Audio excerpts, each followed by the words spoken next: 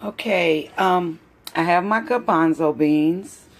I've picked the bad pieces out, and I probably should have shown you that the next time I use raw or uncooked garbanzo beans for any recipe. I'll let you see how I go through and pick out the bad ones.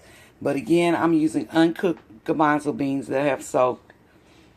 I have a half of a red onion, and I've cut it up in pieces. I have 3 stalks of green onion that I've cut in chunks. And I have my baby arugula, the dill weed, and I also have cilantro in here. So I'm going to start off with the garbanzo beans. I picked this spice up yesterday from Global Foods. It's called an Arabic spice, and I'm going to try that. It doesn't say what's in here, but I tell you, it smells really good. And I went and looked up Arabic spice mixtures on the internet, and they have some wonderful things in there, I think. They have cumin and nutmeg and caraway seed and some other spices. This spice smells really good. So I'll go and put the garbanzo beans in and start that, and I'll be back. All right, now I've placed all the garbanzo beans, and it was about 1.5 cups, into my food processor, and I'm just going to let that pulse.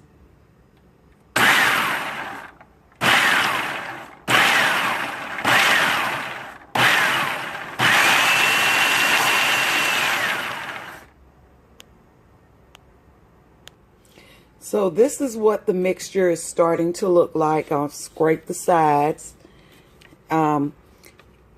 Actually, it smells like corn. It smells like I've just scraped fresh corn off the husk, and it kind of looks like corn. So here we go with another pulse. I've added my red onions and green peppers, and I put in about a teaspoonful of this Arabic spice. So I'm going to pulse again. Now my onions have been pulsed and ground and pureed in this food processor.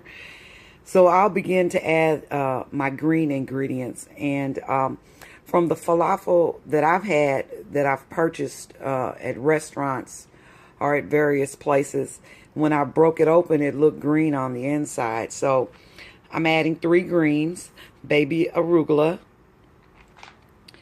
cilantro, and dill weed. And I'll be back.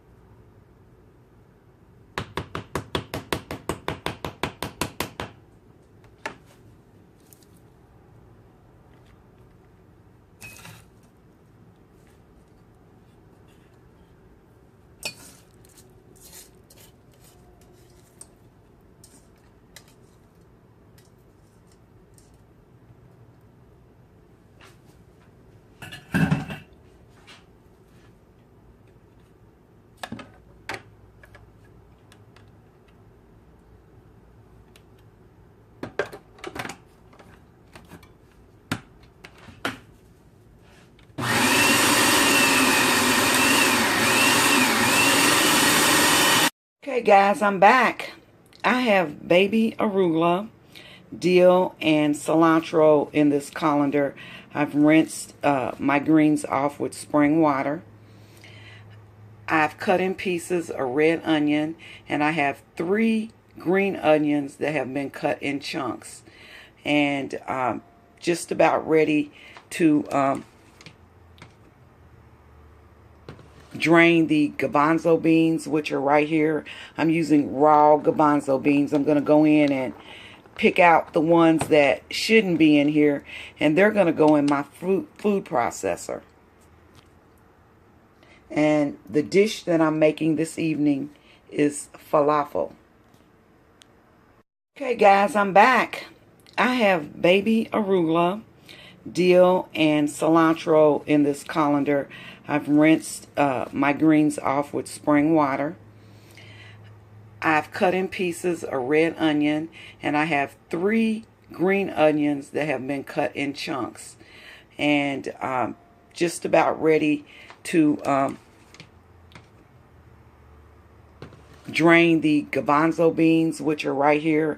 I'm using raw garbanzo beans. I'm going to go in and pick out the ones that shouldn't be in here, and they're going to go in my food processor. And the dish that I'm making this evening is falafel.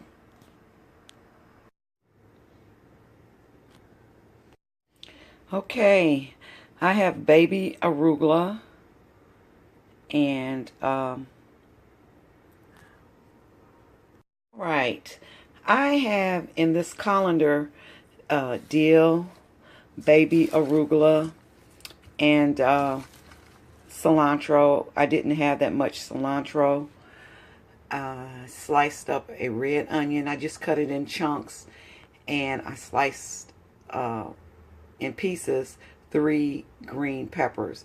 And this will be my guts, as you would say, along with the garbanzo beans for the falafel.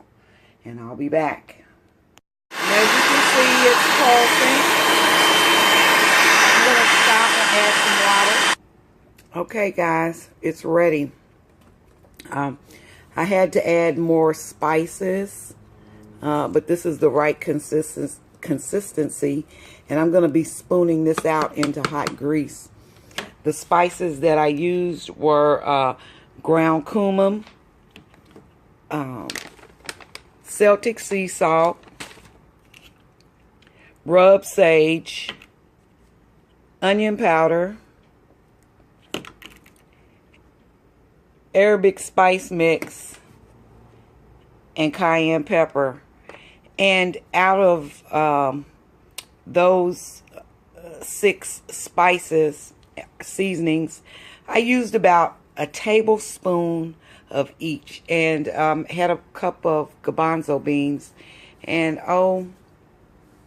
about a little more than 8 ounces of baby arugula, about 2 ounces of dill weed, and about an ounce of cilantro.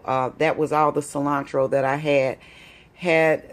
I had more on hand, I would have added more. But I've tasted this, and the good thing about cooking like this with garbanzo beans, and you're not adding any eggs or anything, any raw things. This is raw in a sense. I'm going to cook it, but you can taste it, and you don't have to worry about getting sick. So I tasted it, and it's right for my palate. So I'm going to get my pot together with my grapeseed oil and get that started, and I'll spoon it in, and I'll return. And a couple of things that I forgot to tell you that are the ingredients in here. I added 1/4 cup of amaranth flour and a teaspoon of baking soda. And I noticed when I added the baking soda, have a little bounce to the mixture. So we're going to see how this turns out. This is my first time making falafel, so we'll see. So I've spooned in several falafel. I've got 3 here that are ready. Those are a little bit too brown. My grease was a little bit too hot.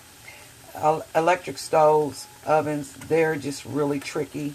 Gas is the best way to go if you have it. You can regulate the heat a little bit better.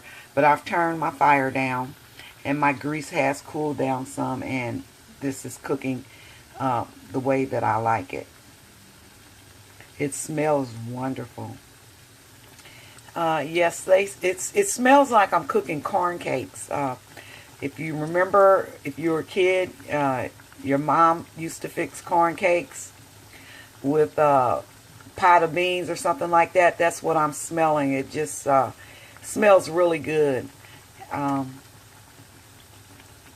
Wonderful, really good.